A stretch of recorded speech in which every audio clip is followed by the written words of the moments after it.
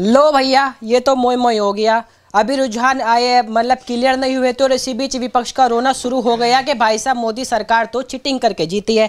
ताजा अगर मैं आपको अभी हालिया अखिलेश यादव का ट्वीट करके बता दूं तो उन्होंने लिखा है, बिहार में जो खेल एसआईआर ने किया है वो पश्चिम बंगाल, तमिलनाडु, यूपी और बाकी जगह पर अब नहीं हो पाएगा, क्योंकि इस चुनावी साजिश का अब भांडाफोड़ हो चुका है। अब आगे हम ये खेल इनको नहीं खेलने देंगे। सीसीटीवी की तरह हमारा पीपीटीवी मतलब पीडीए प्रहार चौकन्ना रहकर भाजपाई मंसूबों को नाकाम करेगा। जबकि अखिलेश यादव ये बात खुद नहीं जानते कि वो जिसको साथ लेके चलते हैं मतलब राहुल गांधी, वो ही उन पर हावी होकर बैठ जाते हैं और जनता को उन्हें वोट ना देने के लिए मजबूर कर देते हैं। क्योंकि जिस तरह से अभी हमने बिहार चुनाव में देखा, जो तेजस्वी राहुल गांधी को भाई बता रहे थे वही उनकी लुटिया लेकर डूब गए। क्योंकि अब जनता ये साफ कर चुकी है कि ना तो वो अडानी का मुद्दा सुनना चाहती और ना ही वोट चोरी का मुद्दा सुनना चाहती।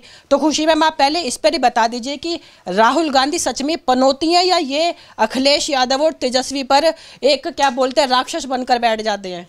देखिए, राहुल गांधी का नाम सुनते ही ना हंसी आना लाजमी है, क्योंकि लोगों ने इतना मीम्स देख लिया है सोशल मीडिया पे। खैर छोड़िए, ये तो मीम्स की बातें, लेकिन कहीं ना कहीं वो कहते हैं ना अपने ही पैरों पे कुल्हाड़ी मारना, वो कांग्रेस ने बिहार में किया है। क्योंकि पिछले 2020 में जो सीटें आई थी उसका तो मुझे लगता है कि आधा भी नहीं आएगा हिमांशु जी। क्योंकि इसका रीजन ये है कि जिस तरीके से ये जो दो जोड़ी घूम रही थी ना बिहार में, तेजस्वी और राहुल गांधी की, वो तो जनता ने पहले ही बता दिया कि फेल होगा। क्योंकि वोट चोरी गद्दी छोड़कर नारा प्रधानमंत्री के लिए लगाना, लोगों ने कहीं ना कहीं ये स्वीकार कर लिया कि वो प्रधानमंत्री, वो यशस्वी प्रधानमंत्री हमारे देश का, जो हमारे हित में बात करता है, हमारे धर्म पे बात करता है और सबको साथ लेके चलता है, चाहे वो जात पात और धर्म की राजनीति तो नहीं करता, लेकिन उन पे आरोप भी ऐसे ही लगते हैं। दूसरा मेन और इंपॉर्टेंट चीज है कि जब उसके बाद से जब जैसे वोटर अधिकार यात्रा खत्म होता है, राहुल गांधी चले जाते हैं हॉलीडे मनाने और राहुल गांधी का कुछ आता पता नहीं चलता है। और जिस दिन ये क्लियर किया गया था कि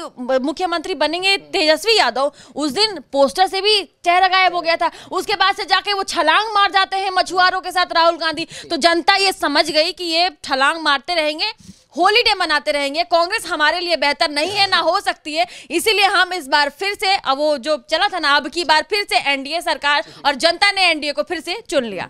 मतलब खुशी, एक बात नहीं समझ आती कि अगर बीजेपी ये अनुमान पहले से कैसे लगा लेती है कि सरकार उन्हीं की बन रही है। चाहे हमने दिल्ली चुनाव में देखा हो, महाराष्ट्र चुनाव में देखा हो, ठीक इसी प्रकार बिहार चुनाव में हुआ है। कुछ दिन पहले ही मतलब अमित शाह ने बयान देकर कहा कि ठीक 1 बजे तक साफ हो जाएगा कि बीजेपी की सरकार बनने जा रही है। अब इसे जनता का भरोसा माने या कुछ वाकई वोट गड़बड़ी है जो विपक्ष कहता है। अब देखिए, जब लोग जीत नहीं पाते हैं तो कह देते हैं भाई चोरी हुआ है, जब जीत नहीं पाते हैं तो कह देते हैं भाई कि कुछ सिस्टम में गड़बड़ी है, ईवीएम खराब है, इलेक्शन कमीशन मिला हुआ है। अरे भाई, जनता साफ तौर पे बता रही थी, और जो व्यूअर्स हमें अभी देख रहे हैं वो जाके खबर इंडिया की मात्र 10 वीडियो बिहार की देख ले। एक तरफा एनडीए की सरकार के लोग बनाना चाहते थे, क्योंकि लोगों ने ये भी बताया कि हम क्यों नहीं लाना चाहते हैं महागठबंधन को। ऐसा नहीं है कि सिर्फ उन्होंने बोला कि हम धर्म के नाम पे वोट देंगे जी, हम इसलिए वोट देंगे कि बिहार में सड़कें बन गई जी। क्योंकि हर क्षेत्र में, चाहे वो महिलाओं के लिए हो, बच्चों के लिए हो, और चाहे जो और भी लोगों के लिए हो, वो सारा काम सुशासन की सरकार नीतीश बाबू ने किया। और जो हालांकि ये भी कहा गया कि अभी कौन सा बिहार में मंगल राज है जी, अभी भी ऐसी चीजें हो रही है। तो जहां तक मैं बता दूं हिमांशु, मैं बिहार से बिलोंग करती हूं, और मैंने ये भी सुना है और जाना है कि पहले 90 के दशक में जो है ना, केस रजिस्टर नहीं होते थे।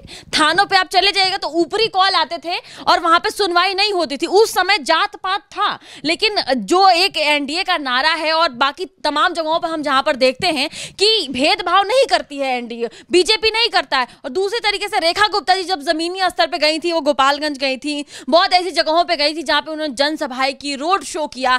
उस समय भी जो जनता है चढ़ बढ़कर हिस्सा ले रही थी और ये कह रही थी कि इस बार भी हम फिर से एनडीए को लाएंगे, और वो दिखाई दे रहा है। और जहां तक संभावना यही है कि एनडीए की ही सरकार बनेगी, और पिछले जो सीटें आई थी उस बार से ज्यादा सीटें मिलेंगी, क्योंकि 101 सीटों पे बीजेपी लड़ रहा है और जेडीयू 101 सीटों पे लड़ रहा है। हालांकि अगर बीजेपी से ज्यादा सीटों पे लड़ती तो उतनी सीटें भी मिलते हुए दिखाई देती। और यहाँ पर मैं आपको बता दूं कि चाहे बिहार चुनाव में इस बार जो नतीजों में देखा गया, वो सबसे गौर करने वाली बात ये थी, जैसे हमने लास्ट चुनावों में देखा, चाहे योगी ने नारा दिया बटोगे तो कटोगे, इसकी तर्ज पे पीएम मोदी ने भी नारा दिया था दिल्ली चुनाव में। पर लेकिन लेकिन बिहार की जनता ने इन सब नारों को नकारते हुए केवल और केवल इस बार विकास और रोजगार के मुद्दों पर मतदान किया है। इस चुनाव ने यह तो साबित कर दिया कि बिहार की जनता इस बार किसी के जाल में नहीं फंसी, क्योंकि प्रशांत किशोर ने जिस तरह से ऐलान किया था यदि 25 सीटें भी आ गई तो जेडीयू की, तो वो राजनीति छोड़ देंगे। यहां पर मैं प्रशांत किशोर को यह बात बोल देना चाहता हूं कि भाई साहब, यदि आप अपनी बात के सच्चे हैं तो आप एक काम करिए, आज ही कसम खा लीजिए कि वो आने वाले किसी भी समय में राजनीति 3 दशकों तक तो नहीं करेंगे, क्योंकि जिस तरह से जेडीयू की रुझानों में 75 सीटें दिखाई जा रही हैं उससे यह बात साफ है कि जनता नीतीश कुमार और प्रधानमंत्री नरेंद्र मोदी के कामों पर विश्वास करती है। और रही बात कांग्रेस और तेजस्वी यादव जैसे नेताओं की, तो इन पर जनता ने एक मोहर लगा दिया कि भाई हम तुम्हारे जाल में नहीं फंसने वाले, क्योंकि जो तुम्हारे वादे थे, तेजस्वी प्रण था, वो केवल और केवल धोखा था। एक सवाल जनता के मन में यह भी रहा होगा महागठबंधन को लेकर के, जिस तरह से इन्होंने दिल्ली चुनाव में किया, अन्य चुनाव में किया, महाराष्ट्र चुनाव में किया, उसके बाद तो जनता जरूर ये सोच रही होगी जब ये उस चुनाव के वक्त एक साथ नहीं रह पाए तो फिर महागठबंधन आगे कैसे चलेगी, कैसे सोच ले। और इसकी क्या ही गारंटी थी कि राहुल गांधी इस बात का विरोध नहीं करते चुनाव जीतने के बाद कि जो बिहार का महागठबंधन का चेहरा है वो तेजस्वी यादव ही होने वाले हैं, क्योंकि राहुल यादव जहां भी जाते हैं खुद तो डूबते ही हैं और अन्य पार्टी को भी ले डूबते हैं। इसका अच्छा उदाहरण हमने मछली वाला जो वो था मामला, उस पर देखा कि किस तरह से मछुआरे के साथ राहुल गांधी पानी के अंदर डूब रहे हैं। देखिए, जिस तरीके से खेसारी लाल यादव को आरजेडी ने मैदान में उतारा, उसके बाद से ठीक है विधायक का चुनाव था, खेसारी जी अब जीत भी सकते थे, लेकिन जिस तरीके से उन्होंने बयानबाजी की, मुझे लगता है कहीं ना कहीं वो बयानबाजी भी लेकर के डूब गया इन लोगों को। क्योंकि जो यादव का वोट है, ऐसा कहते हैं कि बिहार में यादवों का वोट मतलब एक तरफा आरजेडी को जाता है और वो कभी भी बीजेपी को वोट नहीं देते हैं। लेकिन जब मैदान में मोहन यादव उतरे तो लोगों ने ऐसा समझा कि बीजेपी है जो सबको साथ लेके चल रही है, और उन्होंने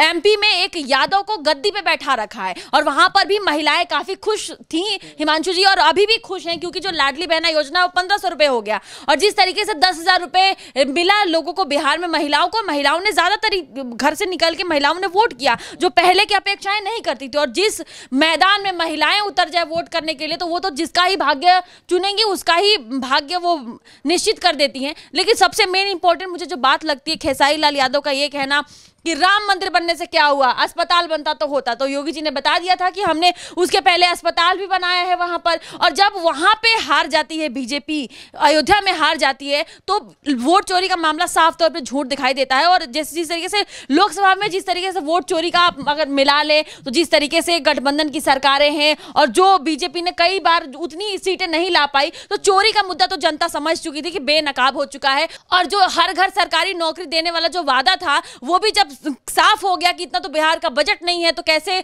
नौकरी मिलेगी सबको। तो इन सब चीजों का जब फैक्ट चेक सामने आया यूथ के पास, बिहार की जनता के पास, महिलाओं के पास, तो उन्होंने ये शायद ये तय कर लिया कि हमारे लिए बेहतर कौन है और कौन हो सकता है। अखिलेश यादव कह रहे हैं जी कि वोट चोरी हुई है जी, हम कहीं और नहीं होने देंगे और बंगाल में नहीं होने देंगे, एसआईआर नहीं करने देंगे। तो अभी गिरिराज सिंह ने कह दिया है कि बिहार तो हमारा है ही, बंगाल में भी हमारी ही बारी है, और बिहार में जिस तरीके से हमारे, हम बंगाल में भी आएंगे। और क्या सवाल है आपके? बस फिलहाल तो इतना ही। और बाकी आपको बता दूं कि नीतीश कुमार के कार्यालय के बाहर पोस्टर लगाए जा चुके हैं, जिसमें नीतीश कुमार की फोटो दिखाई गई और लिखा गया है टाइगर अभी जिंदा है। साथ ही कार्यकर्ताओं में जोश हाई लेवल पर है, ढोल नगाड़े बज रहे हैं, रसगुल्ले लड्डू बांटे जा रहे हैं। लेकिन अब देखना होगा शाम तक क्या रुझान निकलते हैं। आपकी इस खबर पर क्या राय है, कमेंट करके बताइएगा। एक बात बताइए कि जो लोग ये तैयार मतलब होके बैठे थे कि हमारा तो इस बार मुख्यमंत्री तेजस्वी बनने वाला है, इस बार तो तेजस्वी के सिर पे ताज सजेगा, वो बनेंगे बिहार के मुख्यमंत्री, और जो इतने लड्डुएं बनी है, इतना गुलाब जामुन बना है, इतनी तरह तरह की मिठाइयां कार्यालय में बनी है, लोगों के घरों पे बनी, उन मिठाइयों का ये लोग क्या करेंगे और राहुल गांधी क्या करेंगे। और मुझे इस वक्त तेज प्रताप की एक बात याद आ रही है कि अगर मैं जीतूंगा तो मैं जो हलवाई है ना, वो राहुल गांधी को बुलाऊंगा, और जो सामग्री होगी मिठाई बनने की, वो जो भोज की, वो तेजस्वी के यहाँ से आएगी। तो मुझे लगता है कि ये क्या कुछ होगा और ये मिठाइयाँ कहाँ जाएंगी और कौन रोता हुआ शाम तक दिखाई देगा, वो तो जल्दी साफ हो जाएगा। लेकिन बहुत दिलचस्प बात है ये कि इतना ढिढोरा पीटने के बाद कि हम बेरोजगारी पे बात कर रहे हैं, हम बिहार के विकास पे बात कर रहे हैं, हम बिहार पीछे है इसलिए बात कर रहे हैं, हम पलायन रोक देंगे, तमाम ऐसे मुद्दे रहे जो इन्होंने किया, चाहे वो जनसुराज हो, चाहे वो तेजस्वी हो, चाहे वो तेज प्रताप हो, लेकिन कोई भी इसमें से पूर्ण बहुमत से जीतता हुआ दिखाई नहीं दे रहा है। आप लोगों को क्या लगता है, अपनी राय कमेंट सेक्शन में जरूर बताएं।